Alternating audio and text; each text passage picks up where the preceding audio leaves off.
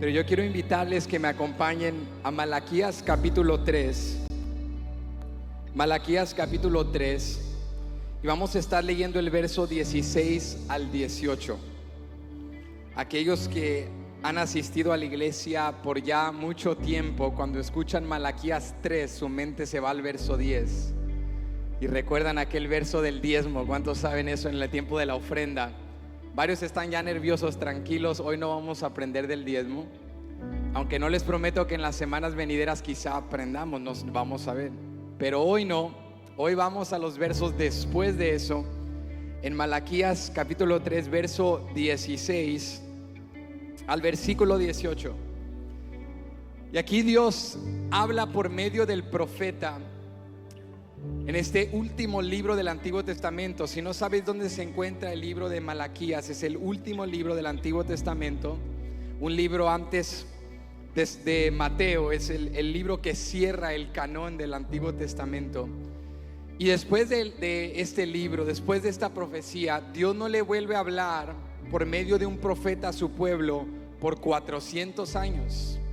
Es más, en el Nuevo Testamento aparece un profeta neotestamentario que viene siendo Juan el Bautista, que es el que anuncia la venida del Mesías, que prepara el camino. Pero entre Malaquías y Juan el Bautista hubieron 400 años de silencio. Entonces, ¿cuántos saben que si esto es lo último que Dios le dijo a su pueblo en cuestión de tema profético, es importante? ¿Cuántos saben que es importante? Entonces estamos en Malaquías 3, verso 16. Y mira lo que Dios habla cuando ve a un grupo de creyentes que tenían fe y creían que el servir a Dios sigue valiendo la pena. Porque unos versos anteriores, los veremos en un momento en el sermón, había un grupo de creyentes escépticos que estaban dudando y se hacen la pregunta: ¿vale la pena servir a Dios si los impíos prosperan y los justos padecemos? Parece por momentos que la vida allá afuera es mejor que la vida acá adentro. Entonces este grupo de escépticos se pregunta: ¿valdrá la pena servir a Dios?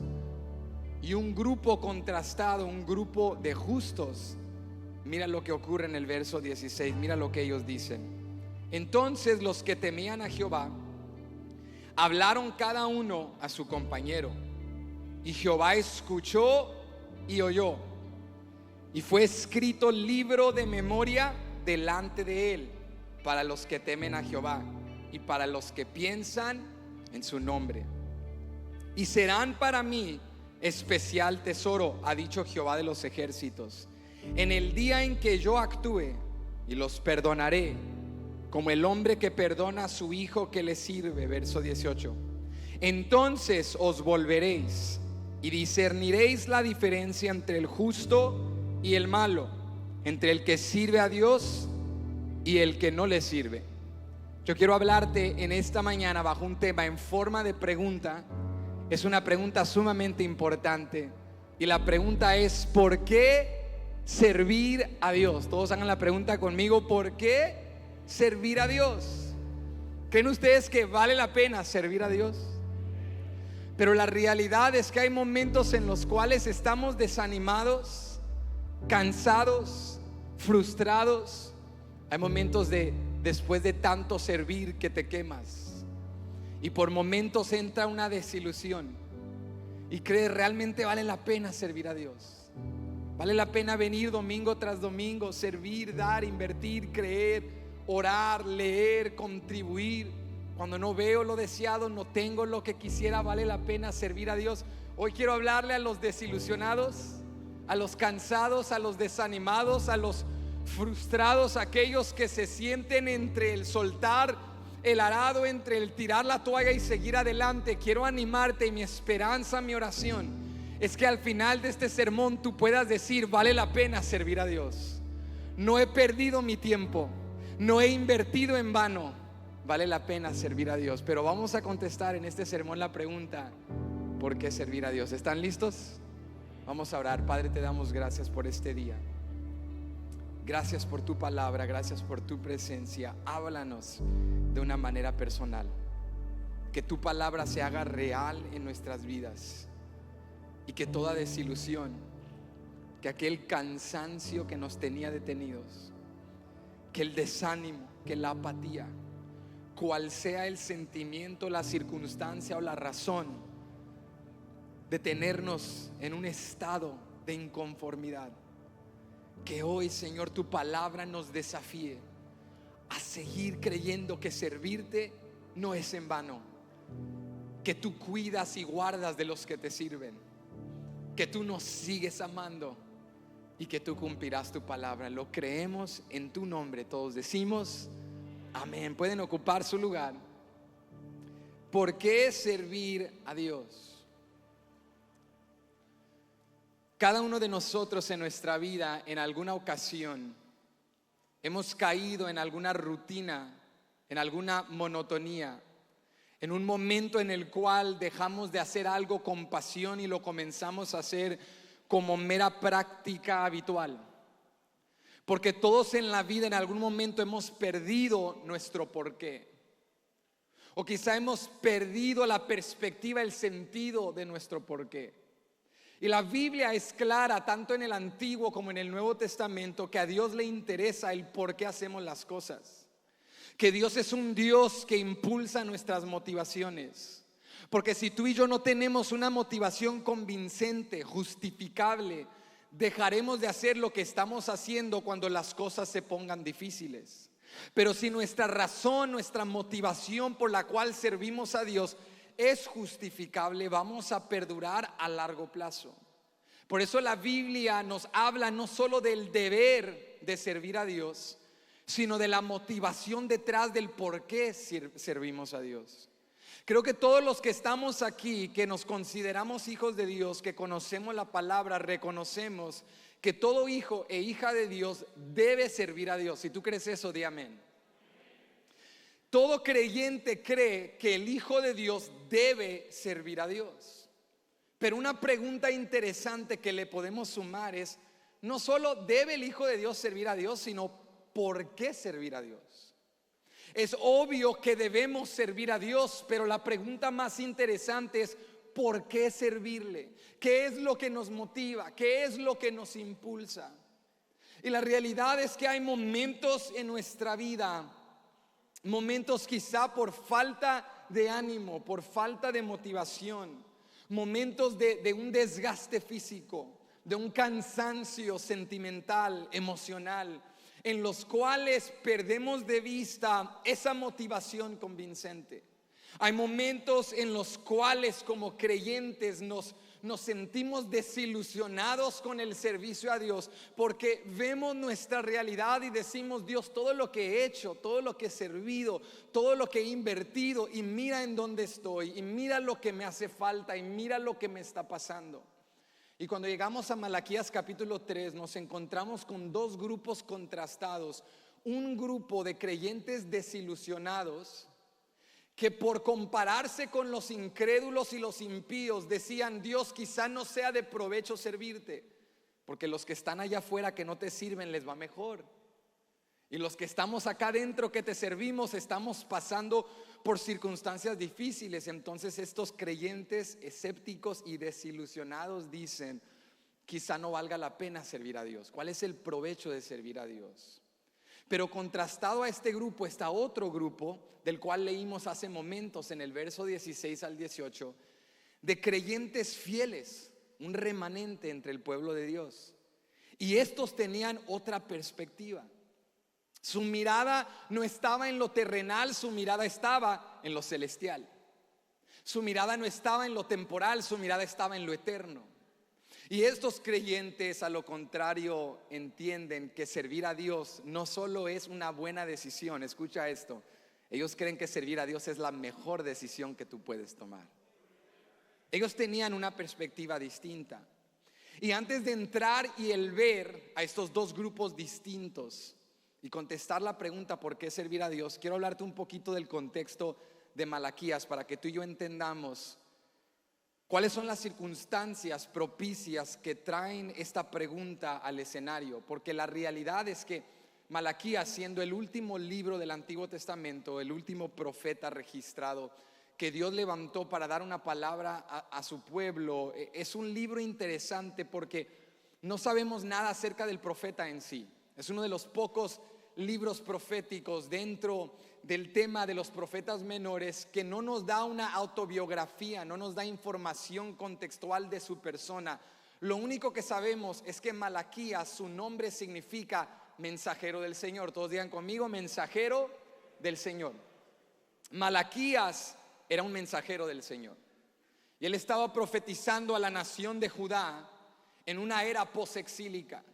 Esto significa que Malaquías le estaba hablando a un pueblo que había regresado a Jerusalén del exilio y el cautiverio babilónico. Dios le había profetizado al reino del sur, Judá, que serían llevados en cautiverio por su pecado, su desobediencia, y tal como Dios lo dijo, así fue. Y por 70 años estuvieron en cautiverio en Babilonia. Pero después un nuevo imperio toma el control, el imperio persa. Y cuando Persia se levanta y es la nueva nación en poder, Dios da gracia y favor a su pueblo. Y por medio del imperio persa, en 3 grupos diferentes creyentes volvieron a Jerusalén. Y algunos contemporáneos de Malaquías fueron hombres como Esdras y Nehemías, que Dios los utilizó para reconstruir el templo y reconstruir los muros. Y después de que este pueblo vuelve y está en Jerusalén, se encuentran con una dura realidad. Porque muchos de los que regresaron creían que al volver todo sería perfecto y todo sería bueno y todo sería fácil, y que Dios iba a restablecer de inmediato los beneficios del pacto. Pero a lo contrario, cuando llegan a Jerusalén se dan cuenta que había mucho trabajo y ardua labor que cumplir y mucho que hacer, y había oposición y había necesidad y había escasez y habían tentaciones de dioses falsos e idolatría de naciones que avecinaban esa región, y habían muchas pruebas y muchos de estos creyentes, en lugar de perseverar, se desilusionaron y comenzaron a hacerse esta pregunta: ¿valdrá la pena servir a Dios?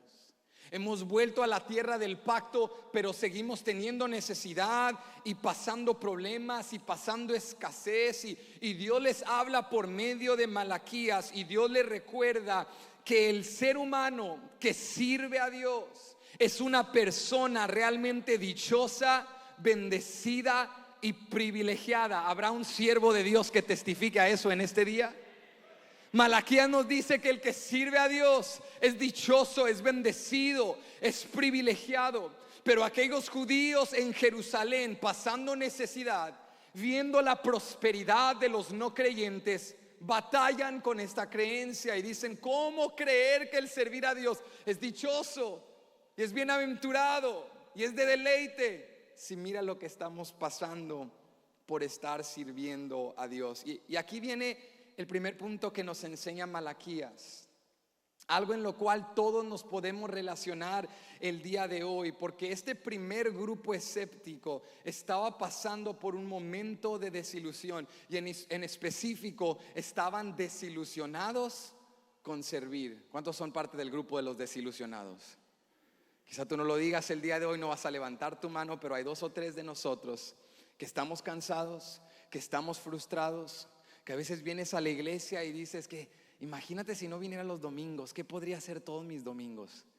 ¿Qué haría mis miércoles? ¿Cómo sería mi vida si no viviera con la carga de una religión, la presión de vivir en santidad, la responsabilidad de servir, de dar, de contribuir? Qué bonita sería la vida sin Dios.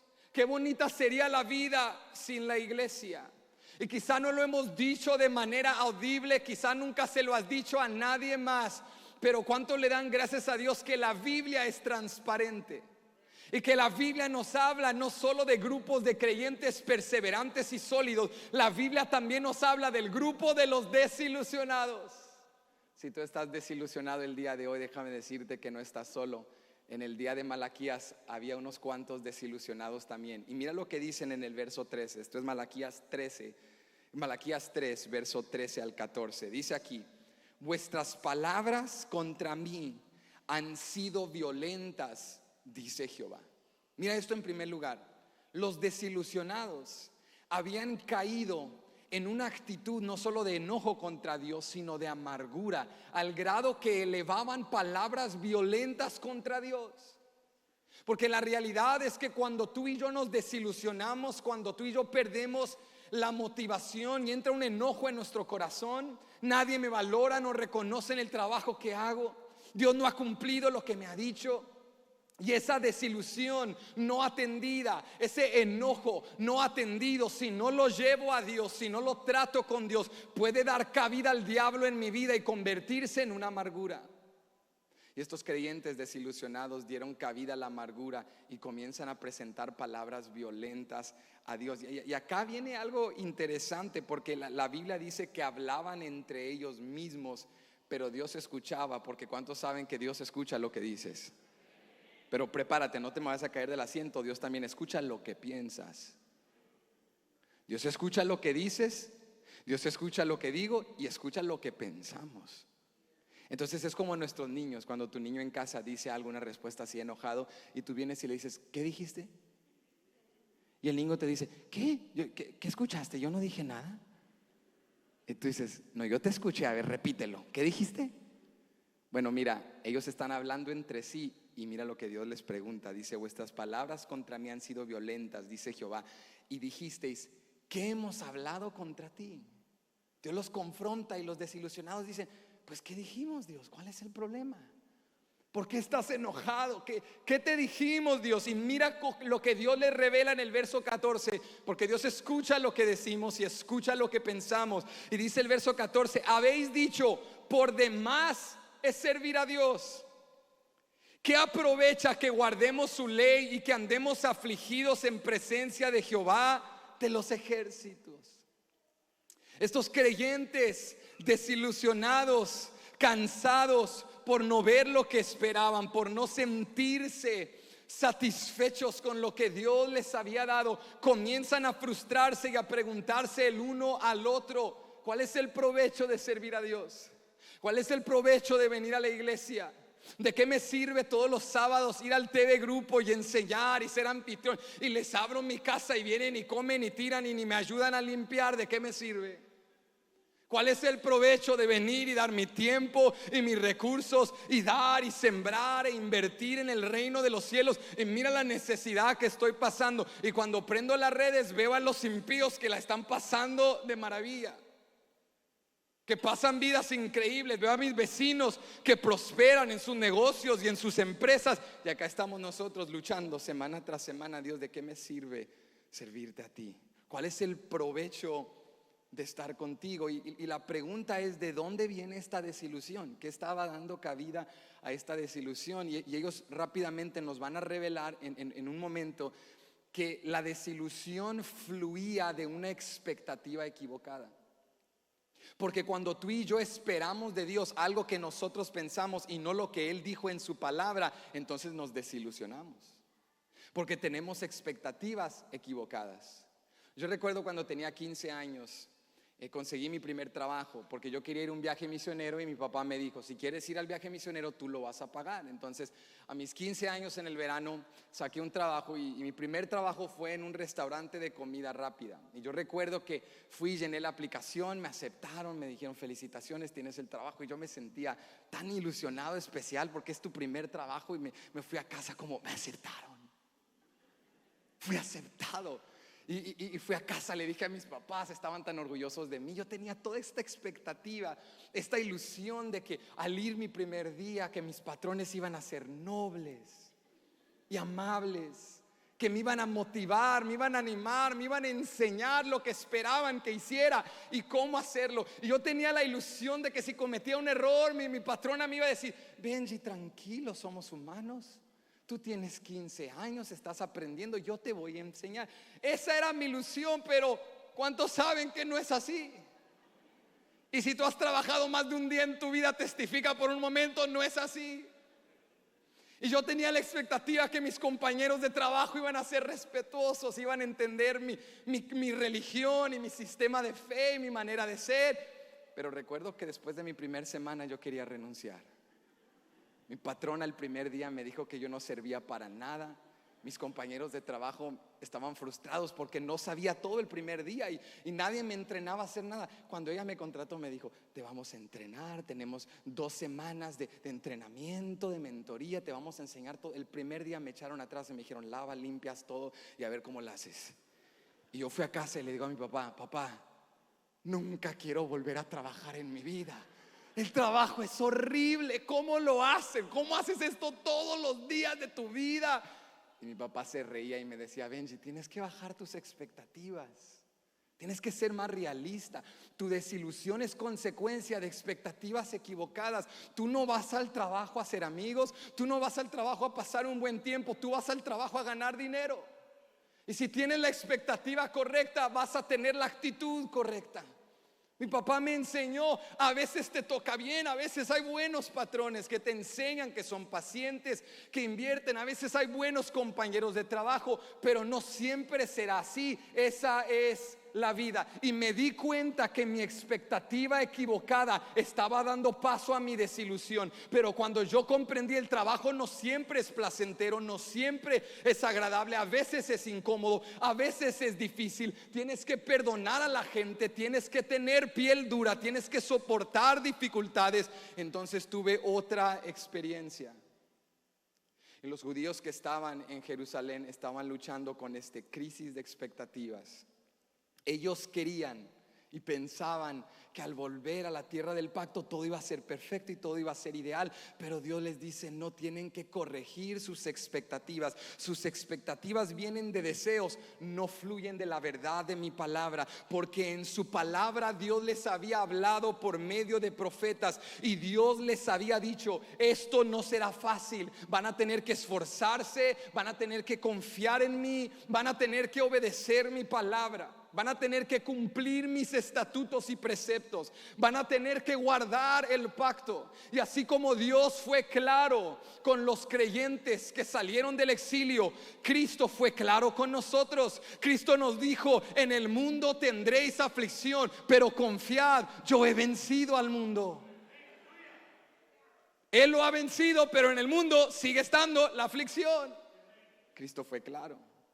Ahora, si tú y yo en el caminar de la fe pensamos, tenemos la expectativa de que no queremos sufrir, no queremos pasar dificultades, queremos ser más prósperos que los impíos, más prósperos que el vecino, queremos que todo sea ideal, que todo vaya bien, que todo sea de viento en popa, que todo sea campante. Entonces vamos a vivir como creyentes desilusionados. Pero si conocemos la verdad, toca al que está a tu lado y dile: conoce la verdad. Díselo, anímalo: conoce la verdad. Si conocemos la verdad de la palabra, nos damos cuenta que Dios siempre nos dio la expectativa correcta. Dios nos dijo: esto va a ser un proceso, va a haber sufrimiento, pero el sufrimiento no es en vano. El sufrimiento está produciendo algo en ti.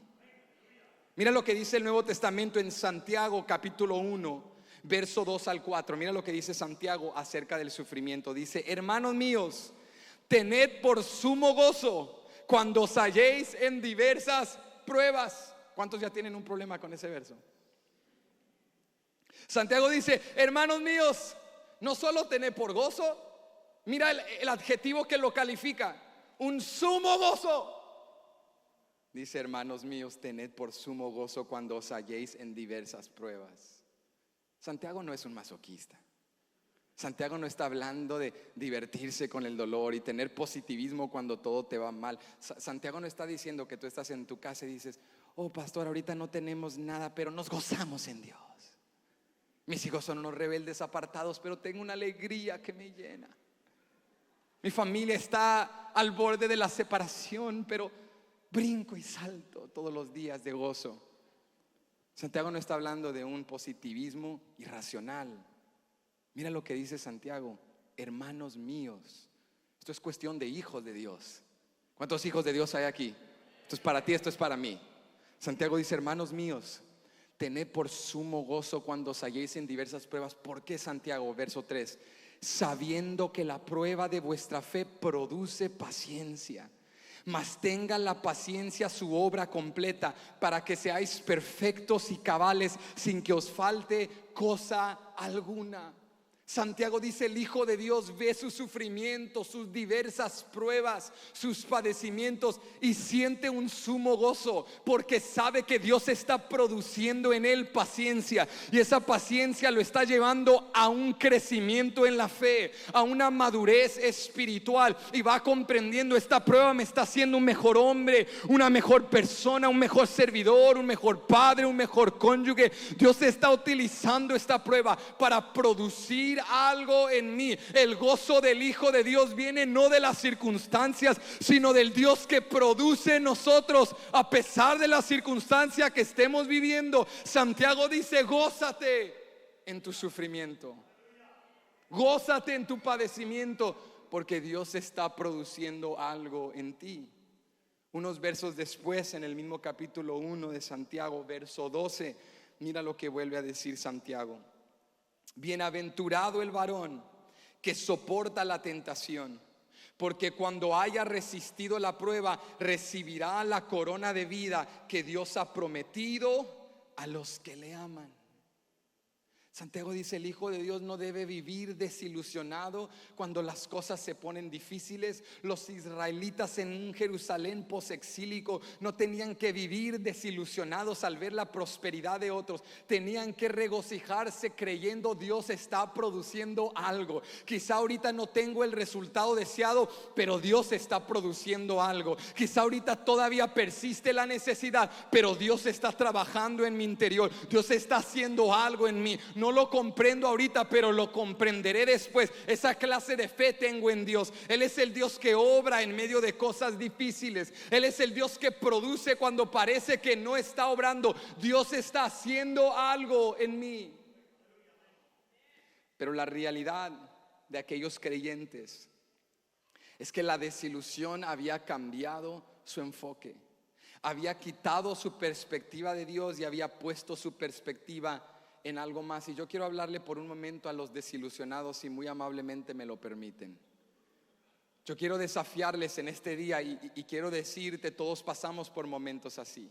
Vendrá un momento en tu vida cuando el sufrimiento te ha herido al grado que ya no quieres servir más. Vendrá un momento en el cual el cansancio dará paso a estar abrumado, a un desgaste físico y sentimental. Vendrá el momento donde servirás tanto sin reconocimiento alguno que sientes que te vas a quemar y ya no tienes fuerzas. Vendrá un momento en el cual perderás el gozo del servicio a Dios. Y en esos momentos en los cuales entra esta pregunta a tu mente y a la mía: ¿por qué servir a Dios? ¿Por qué hacer el bien? ¿Por qué hacer lo que Dios me ha llamado a hacer? ¿Cuántos hemos dejado de servir como servíamos antes? ¿Cuántos hemos quitado la mano del arado? ¿Cuántos hemos menguado en aquel esfuerzo apasionado con el cual comenzamos? ¿Cuántos proclamábamos la palabra de Dios? Éramos los más extrovertidos y aventados en el grupo, pero ahora estamos callados. Ya no hablamos de su bondad, ya no testificamos de su gloria, porque nos hemos cansado de servir, nos hemos cansado de honrar a Dios, nos hemos cansado de hacer el bien. Dejamos de venir a la iglesia,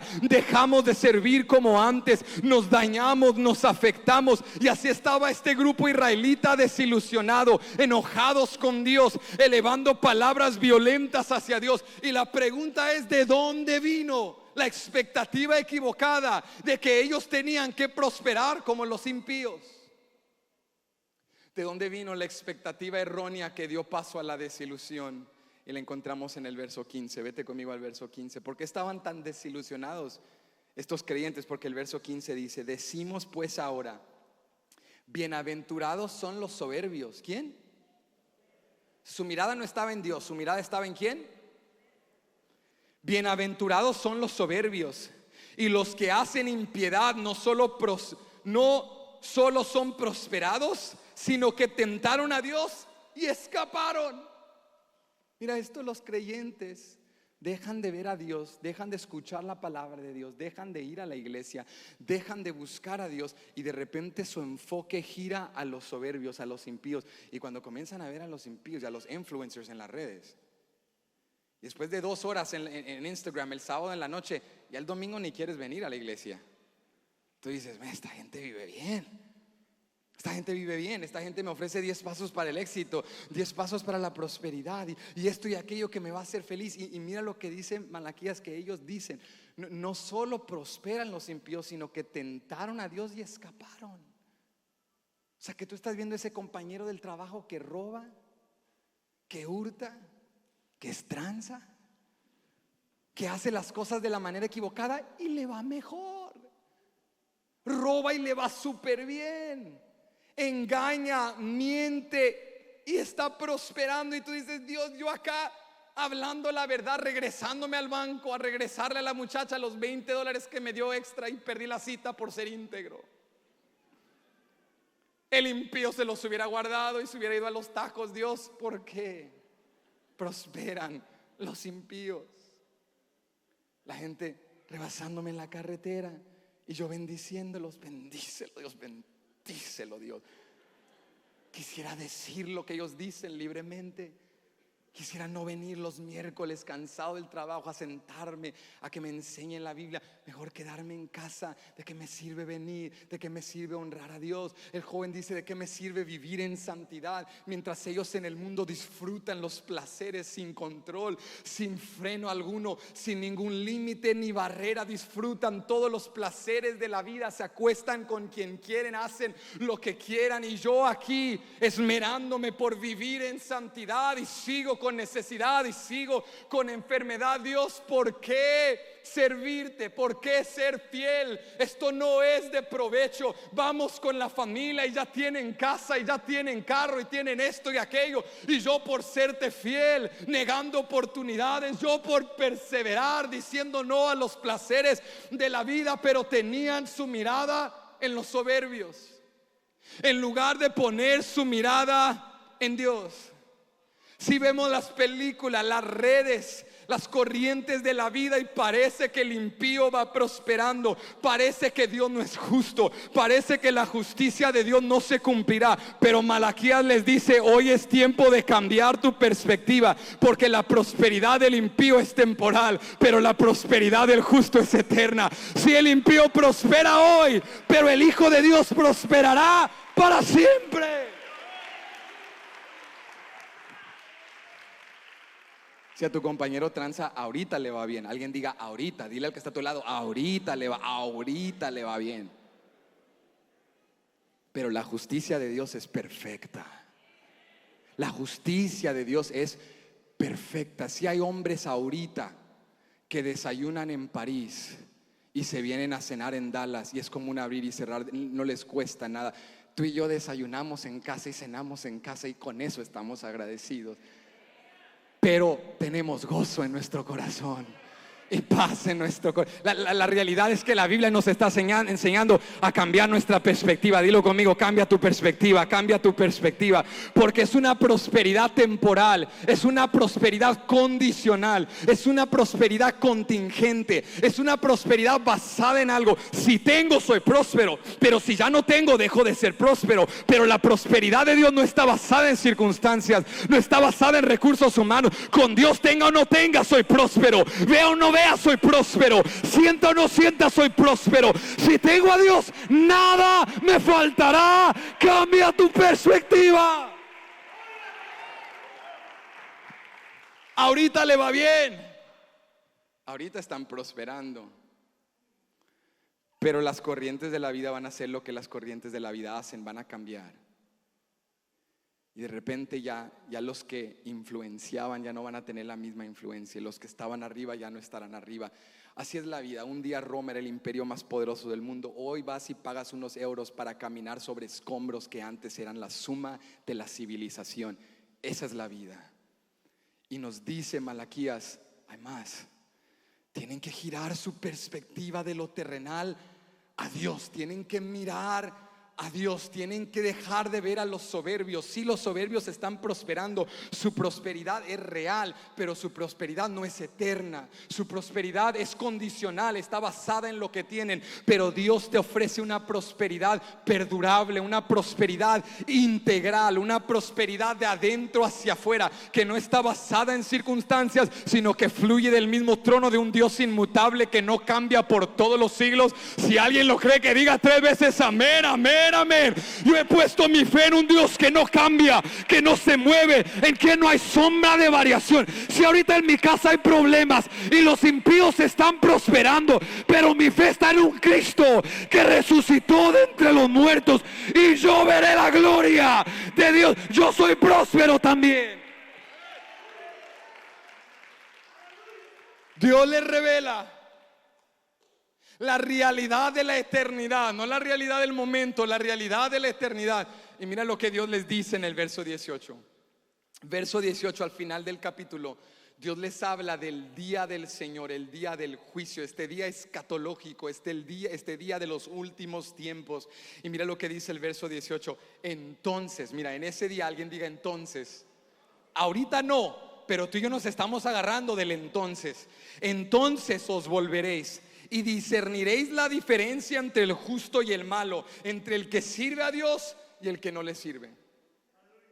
Malaquías dice, ahorita es difícil diferenciar desde una perspectiva terrenal entre la verdadera prosperidad y la falsa prosperidad, porque parece que los impíos prosperan, pero Malaquías dice, en aquel día va a ser clara la distinción. En aquel día Dios va a separar entre el trigo y la cizaña, las ovejas y las cabras, los que son y los que nunca fueron, los impíos y los justos, los fieles y los incrédulos.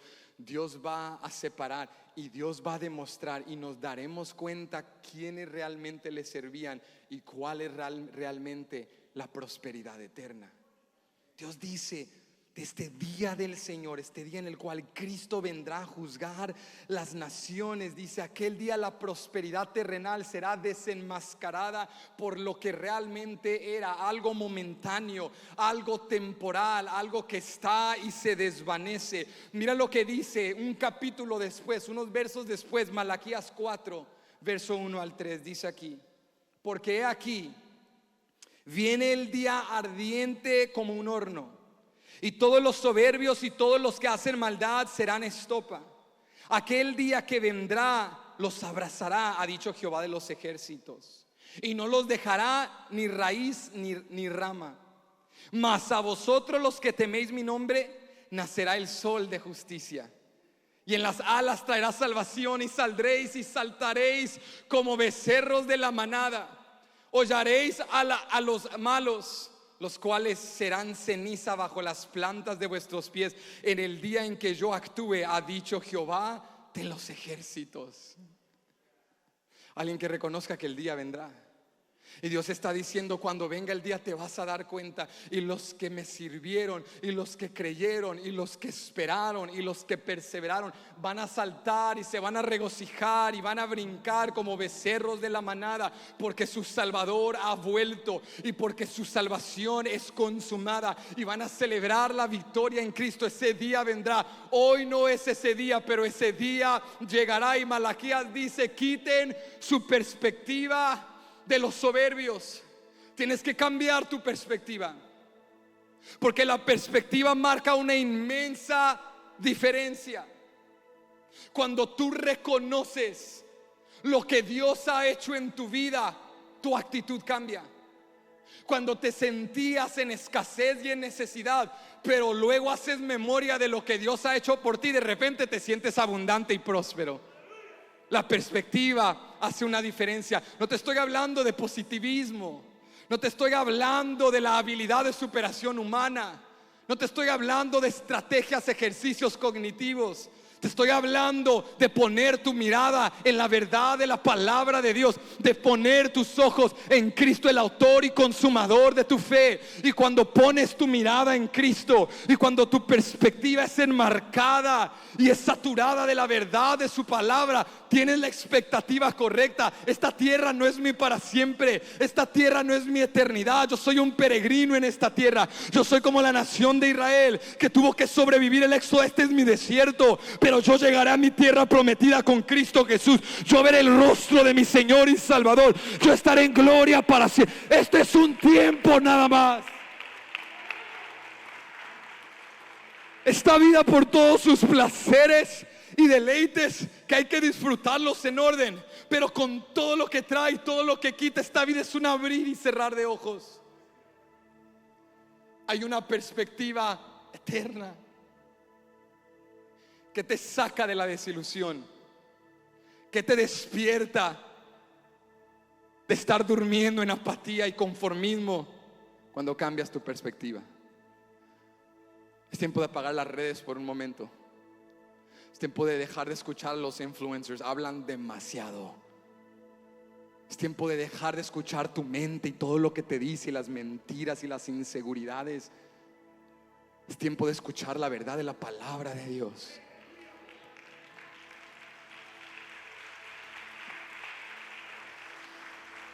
Por eso a veces de lunes a sábado te desilusionas. Alguien está conmigo, no tienes que levantar la mano, sé que es incómodo, pero a veces de lunes a sábado te desilusionas. Pero vienes un domingo y comienzas a escuchar la palabra de Dios, y a cantar la palabra de Dios, y a adorar con los santos, y a sentir su presencia. Y de repente tu perspectiva cambia y dices, ¿sabes qué? Voy bien. Sí, ayer me desilusioné, me metí a las redes, me desilusioné un poquito, pero ya vine a la iglesia y me di cuenta, voy bien. Hay que seguir orando, hay que seguir creyendo, hay que seguir viniendo, hay que seguir. Sí. Por un momento iba manejando y vi las casas, y vi los carros, y vi las calles, y vi las luces, y vi las instituciones y los edificios y la prosperidad de los impíos, y me llamó la atención y me desilusioné. Pero cuando volví a la casa de Dios y recordé lo que Dios ha hecho, y canté de su bondad y escuché su palabra, dije, voy bien. La senda de los justos, voy bien. Vale la pena servir a Dios. Vale la pena cantar su nombre. Vale la pena proclamar su evangelio. No has invertido en vano. No has sembrado en vano. El que invierte su vida en el reino de los cielos será bendecido y prosperado por toda una eternidad. Cambia tu perspectiva. Pero cuando cambias tu perspectiva de lo temporal a lo eterno, de lo terrenal, y pones tu mirada en Dios, no solo sales de la desilusión, recuerdas el amor de Dios. Hay un tema subyacente en Malaquías. Y aunque Malaquías es una palabra profética de arrepentimiento, de juicio, de trato de Dios con su pueblo, es también una palabra de restauración y de oportunidad. Porque Dios es un buen padre. Y un buen padre no te corrige y te deja en el suelo pisoteado. Te corrige y luego te levanta. Te exhorta, pero luego te instruye. Si Dios lo ha hecho en tu vida, di amén. Alguien testifique. Dios es un buen padre. Y hay un tema subyacente en Malaquías, que aunque el libro profético de exhortación es un libro del amor y la misericordia de un Dios que incluso cuando sus hijos se olvidan de Él, no le honran y elevan palabras violentas ante Él, Él los perdona y les da una oportunidad. Y yo quiero enseñarte esto en Malaquías capítulo 1 verso 2, pero solo la primera parte del verso 2. Malaquías capítulo 1 verso 2 dice aquí: yo os he amado, dice Jehová. Mira esto. Dios no solo les dice los amo, los ama, pero le suma algo más valioso: los he amado. ¿Cuántos saben que es diferente? Es una cosa decir te amo, pero es otra cosa poder decir no solo te amo, te he amado. Hay una historia, hay una trayectoria, hay un contexto que comprueba te he amado. En las buenas y en las malas, cuando lo merecías y no lo merecías, te he amado. Y Dios le dice a su pueblo, no solo les dice te amo, les dice los he amado. Cuando estaban en cautiverio y en exilio, los amé. Los traje de vuelta a la tierra, los amé. Cuando no tenían para reconstruir el templo, los amé. Cuando se levantaron enemigos para que no terminaran los muros, los amé. Cuando invirtieron más en sus propias casas que en el reino de Dios y en la obra de Dios, los amé. Cuando murmuraban entre sí, levantaban palabras violentas, los he amado, dice Dios. Pero cuando tú estás tan desilusionado y has quitado tu mirada de Dios, no solo te amargas, iglesia, escucha esto, olvidas lo que Dios ha hecho. Y mira cómo contestan los desilusionados de Jerusalén. Dice Dios, verso 2, Malaquías 1: yo os he amado, dice Jehová, y dijisteis, ¿en qué nos amaste? ¿Viste la pregunta de ellos? ¿En qué nos amaste? Se habían olvidado. ¿En qué nos amaste? ¿Dónde está tu amor, Dios? Si tanto nos amas, ¿por qué prosperan los impíos? Si tanto nos amas, ¿por qué has permitido que esto ocurra? Se nos olvida el gran amor de nuestro Padre Celestial. Hace unas semanas, mi niño el más pequeño, Jethro, tiene 3 años, estaba en la cocina comiendo unos dulces y yo lo estaba observando y vi que ya se estaba pasando de mano. Entonces voy a su lado y le digo: Jethro, este es el último ya. Me dice: ok. Se come su dulce y después de eso me mira así en la esquinita de los ojos y empieza a sacar otro dulce. Y vengo ya y le digo: no, ya hay que controlar la situación. Y le quito los dulces y le digo: Jethro, ya no más. Y Jethro se enoja y comienza a decir: papá, no me hagas esto, solo un dulce más. Y yo le digo: Jethro, te dije, ya has comido suficientes dulces, ya no te voy a dar más dulces. Y de repente Jethro comienza a enojarse, comienza a gritar, a empujar cosas, así como un buen ser caído babilónico, hijo de Adán. Comienza a gritarme por un miserable dulce. Comienza a gritarme. Y de repente Jethro dice algo que esto sí me hizo enojar. Jethro me mira y me dice: no me amas. Le dije: ¿qué acabas de decir? No me amas porque no me das otro dulce. Dije: Jethro, que no te amo. Por un momento de disgusto olvidas todo mi amor por ti. No te amo, pero yo soy el que trae comida a tu plato. No te amo, pero la ropa que traes puesta yo te la compré. No te amo, pero te acuestas en tu propia cama con aire acondicionado, duermes en paz, no te falta nada. Pero yo no te amo, porque por un momento de disgusto y desilusión olvidas todo lo que te he amado. Jethro, escúchame, tú eres amado y no te falta nada. Jethro estaba llorando, probablemente ahí entró Chabel y dijo: ¿qué está pasando? Dale un dulce al niño, ¿verdad? Pero yo le dije: Jethro, escúchame, tú eres amado y todo lo que he hecho por ti lo comprueba. Esa cobijita que tienes de superhéroes que te encanta, yo te la compré. Eres amado.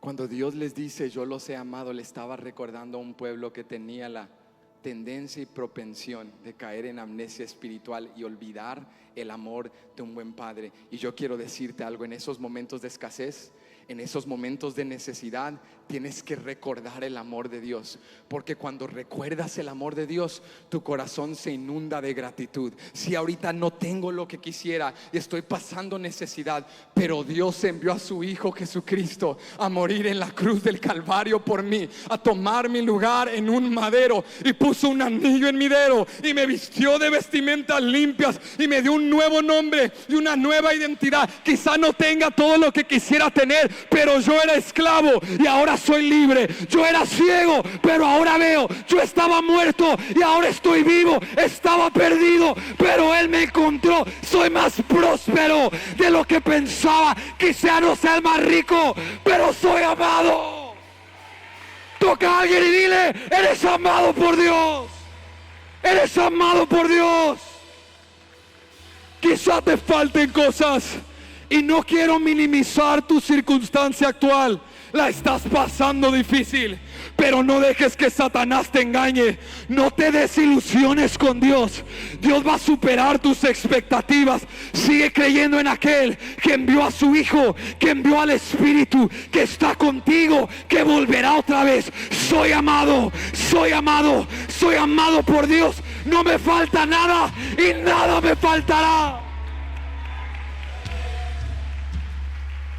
Rehuso por una tormenta, rehuso por un desierto, rehuso por un valle olvidar todo lo que Dios ha hecho por mí. Si ahorita no la estoy pasando nada fácil, pero soy amado por Dios. Y un disgusto, una desilusión no debe llevarte a decir como los israelitas en Jerusalén en el día de Malaquías: ¿en qué nos has amado? Se les olvidó que los sacó del exilio, que los sacó del cautiverio, que los bendijo más de lo que merecían. Habrá alguien en Templo Betania esta mañana casi tarde que recuerde y testifique: yo soy amado por Dios, Yo soy amado, esa es mi victoria más grande, esa es mi mayor identidad. Yo soy hijo de Dios, yo soy amado por Dios. Él envió a su hijo a morir por mí. Es una historia extraordinaria, tan grande, tan extravagante que no la comprendo, a veces no la puedo asimilar del todo. Esa es la gracia de Dios, ese es el mensaje de Dios. Un amor tan grande, tan incondicional, que incluso cuando no lo merezco, que incluso cuando tomo la actitud equivocada, Él me recuerda: eres amado por mí, eres amado por mí, tienes más de lo que piensas. Porque esta es la realidad, iglesia. Cuando me enfoco en lo mucho que he recibido de Dios, mi mentalidad cambia de querer recibir y gira a querer dar. Cuando me enfoco en lo mucho que he recibido de Dios, mi mentalidad cambia de desilusión y gira a regocijo. Tú vienes este domingo con las manos vacías y luego comienzas a meditar en lo que Cristo ha hecho, en lo que Dios ha hecho por ti, y de repente esas manos que antes aparecían vacías se esclarecen y están bastante llenas, y tú dices: sabes, tengo una paz que sobrepasa todo entendimiento, tengo un gozo duradero que el mundo no me lo dio y no me lo puede quitar, tengo una salvación eterna en Cristo Jesús, tengo bendiciones celestiales en Cristo Jesús, tengo el sello del Espíritu, tengo un nuevo nombre, tengo una herencia en Cristo, soy coheredero del reino de los cielos, tengo una patria celestial. Quizá aquí no tenga papeles, pero tengo una patria celestial, tengo más de lo que pensaba, soy bendecido, soy próspero, soy dichoso, soy hijo de Dios. Tienes más en tus manos. Y de repente, ¿sabes qué pasa? Surge otra vez la pasión por servir. ¿Sabes? No me puedo quedar sentado. Tengo que estacionar carros, tengo que estar en la entrada recibiendo a gente, tengo que servir con niños, tengo que instruir a jóvenes, tengo que discipular, tengo que abrir mi casa de anfitrión, tengo que limpiar y barrer, tengo que hacer algo, porque he recibido tanto, tengo tanto en mis manos. Y cuando veo la bondad de Jehová, el amor de Jehová, el amor de Dios en Cristo Jesús, entonces hay un regocijo en mi alma. Me voy de desilusión a cantar, de estar triste a celebrar y a regocijar. Dios, me has dado tanto, ¿cómo no servir a Dios? ¿Cómo no honrar a Dios? ¿Cómo no dar a Dios si nos ha dado lo mejor en Cristo Jesús?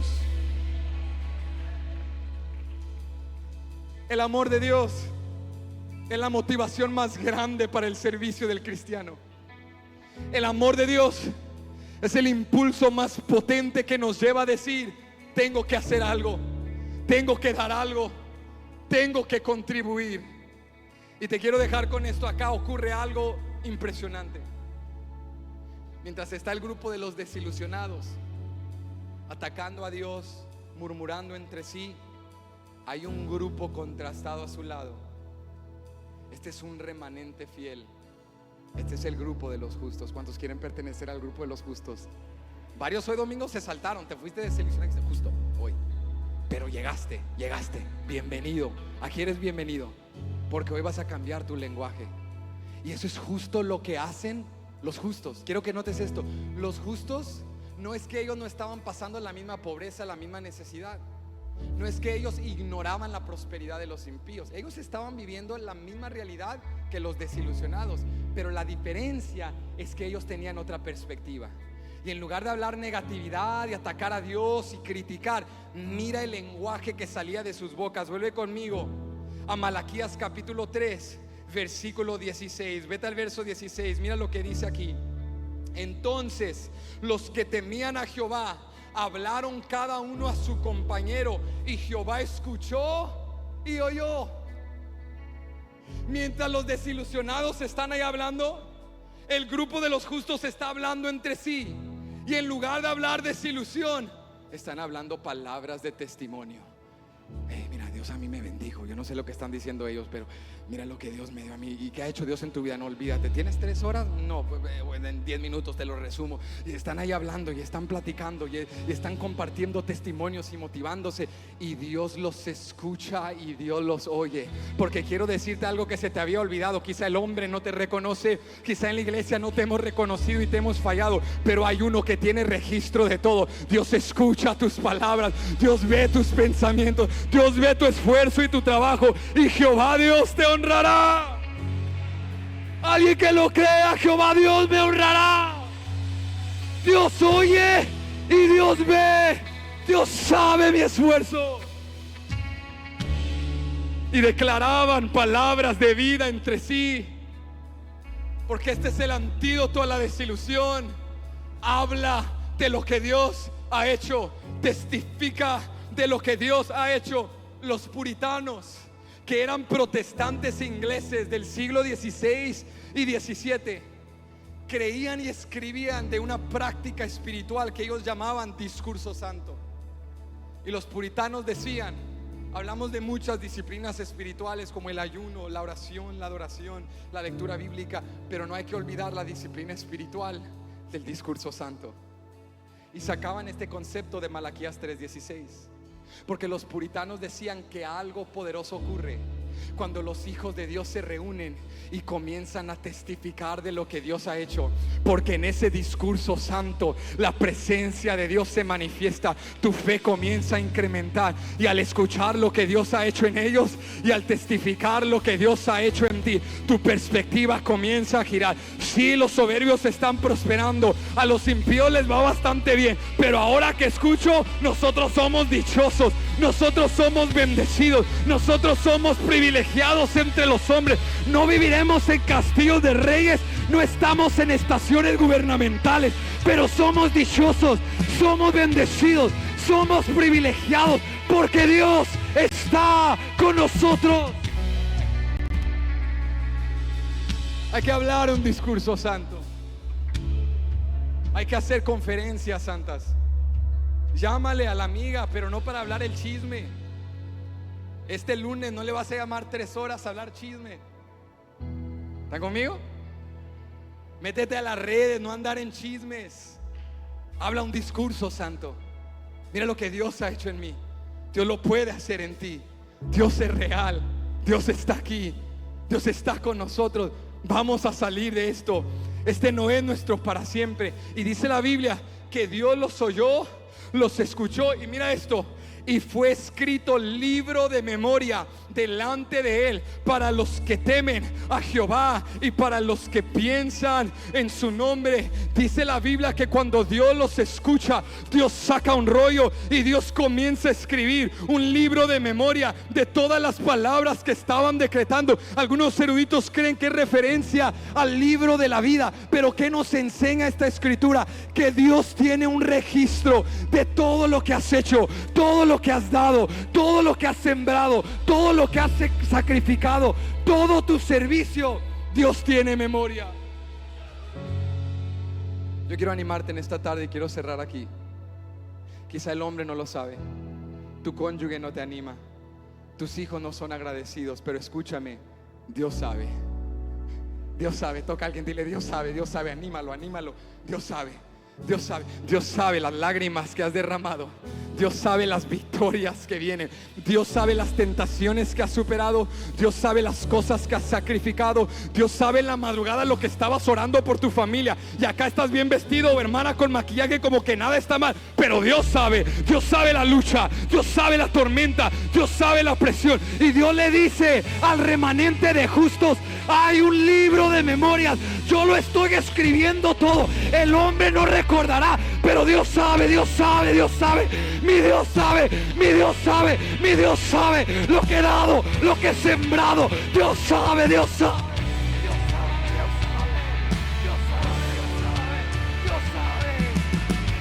Al hombre no le interesa, mis hijos no agradecen, mi matrimonio está sufriendo, pero Dios sabe, Dios sabe, Dios sabe, Dios sabe. Hay un libro de memorias, Dios lo sabe.